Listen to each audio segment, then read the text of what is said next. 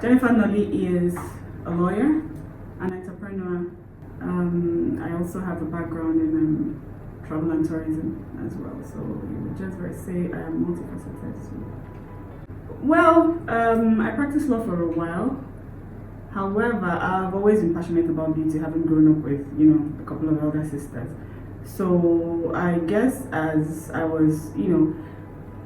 the years went by, I started getting more into my skincare routine, being more conscious of what I put on my skin. And having spoken to a lot of women as well, I discovered that, you always hear things like, I don't like to wear a lot of makeup because it makes me break out, or it's this, or it's always one complaint or the other. But I enjoy makeup. I used to wear a lot of makeup. However, as the trend started changing, I was like, how do I keep, using these products I love without having that feeling like as if it's causing harm to my skin or it's going to give me one issue or the other. So why can't I be able to combine skincare and makeup and have the best of both worlds? So that was how Omaricode came about. Well, Omaricode is a skincare and a hybrid makeup brand. So what do we do differently? First and foremost, I also have a degree in cosmetic science, so I have a very good background in terms of the role ingredients play in something like product formulation, as well as a very good background in being able to say, okay, in terms of the anatomy of the skin, what products go with what ingredients we can combine with something to have the most effective formula that we can. So with Omaricode, from our ingredients to the performance to the packaging, so we just make sure that everything we use are safe. And when I mean safe, at least they are non-comedogenic, they are hypoallergenic, so they're not going to cause you breakouts or give you extra cause for concern. Because for us, skin health is very key. So that's what comes first before any other thing. Performance, product performance. I always tell people, I like to say, one try, that's all you need. And a lot of people get carried away. Sometimes it's a question of pricing. Sometimes it's a question of, will I say, the whole marketing gimmick that surrounds a lot of products. Do those products really work? What do those products really do? What are the ingredients in those products? So for us, transparency is very key, with what our products do in terms of what we communicate, and also in terms of transparency for ingredients. So whatever we use to manufacture a product, you're always going to see it on the packaging. That way you can do your own research and you're well informed as to what's going on in here or what's exactly what you're putting on your skin. Absolutely. No, it's not. Skincare is for everybody. I always say skincare is self-care. You should be able to prioritize that, because at the end of the day, we're all still humans. Skin is skin. It doesn't really play whether it's male or female. I will give you a clear case. I have a teenage son, he's 14 going on 15. However, that last year I started him on his skincare regimen because going into teenagehood, he's already having issues with like teenage acne, a lot of hyperpigmentation. Of course, going to school, they play football and all of that in the sun. So I've already placed him like a well-curated skincare regimen. So, and he's a male. So it's for everybody. There are males that are very into like skincare, what they do, and out there as well, there are brands that are focused on male grooming. So it's really for anybody, male, female, your skin. No, it's not. Skincare is for everybody. I always say skincare is self-care. You should be able to prioritize that, because at the end of the day, we're all still humans. Skin is skin. It doesn't really play whether it's male or female. I will give you a clear case. I have a teenage son, he's 14 going on 15. However, that last year I started him on his skincare regimen because going into teenagehood, he's already having issues with like teenage acne, a lot of hyperpigmentation. Of course, going to school, they play football and all of that in the sun. So I've already placed him like a well-curated skincare regimen. So, and he's a male.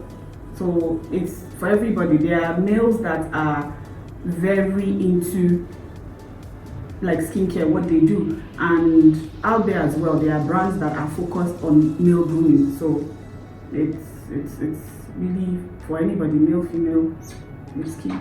Well, for acne, first of all, what the main thing that causes acne, it's your androgen hormones, both male and female has it. So a lot of times when it's overperforming, that's when you really have acne breakout. Of course, you now have other things that contribute to that.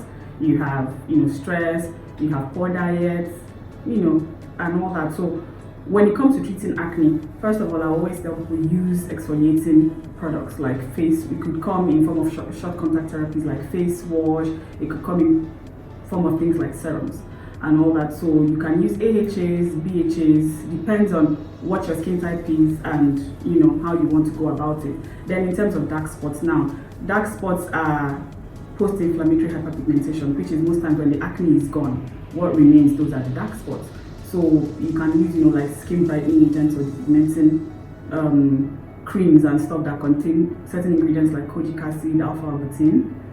So all those are necessary. Hydroquinone, which I know a lot of people tout it as it's bad for the skin. However, when used correctly and like in a controlled formula, then it benefits you very well. It does. It does, because it's almost like saying what you put in is what you get out. So when you let's say eat a lot of sugar and a lot of overprocessed foods, canned foods, bottled foods, all of that will definitely contribute. So for me, I say to people, sometimes when it comes to skincare, it's a long journey. It's not just all about the products you put on your face.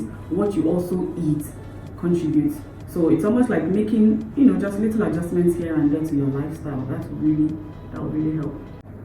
First of all, if a product does not have the ingredients listed on the body, that's a red flag, an automatic red flag, because I don't know why, I would go into a store to buy something and I can't even read what it contains. It does not make sense to me at all. So, I try to do my little bit, at least educating people via our social media page, my personal page, and at least anybody else that cares to listen. I will always say, if stay away, there's that, not just the fake products. Of course, you have the whole craze about skin lightening and all of that. That's a whole subject matter on its own, but I do my bit, at least with educating people in terms of communication through our social media pages and all of that, and having certain conversations with some key people as to this is what it is or this is what's not.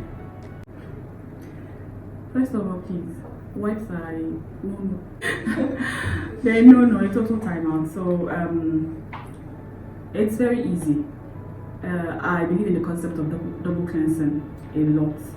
So what it just means is pre-cleansing, and pre-cleanse you either have like oil cleansers or you have water-based pre-cleansers like micellar water.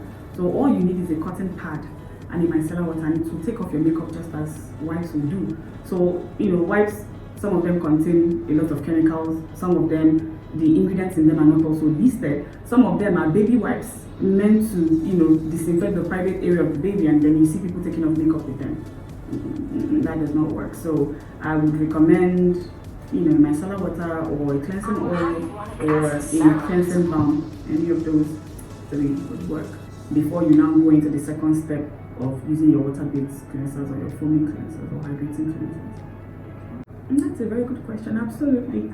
I mean, our vision for the company is to at least become a staple, to consumers and makeup artists globally. So yeah, it's one step at a time, but our end goal is to go global.